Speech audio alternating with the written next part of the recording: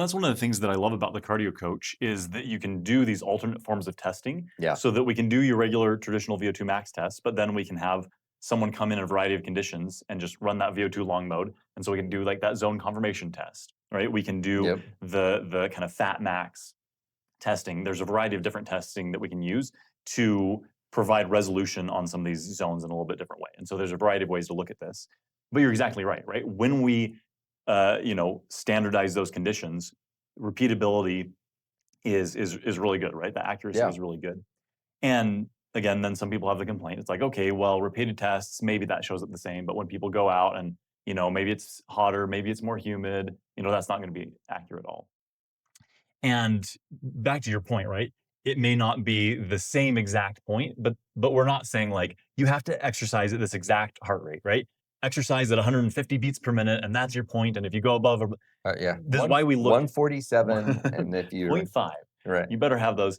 And so it's looking at this as a range. Within this range, we know that people remain very fat efficient and very fat effective. And so, Yeah. you know, obviously those environmental factors can play a role, but that's also why we're anchoring workouts with more than just these zones alone, right? The zones are important. That helps us to know the range that we want to be in.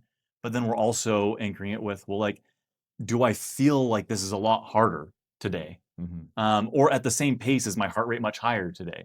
Yeah. Or some of these other things such that, okay, like it is hotter, or it is more humid. Like I probably won't be able to push as hard as usually, and that's going to be reflected in my heart rate anyway. Right. And so again, um, because it's not in this single point, because we're relying on some of these other anchors, it actually ends up being really reliable.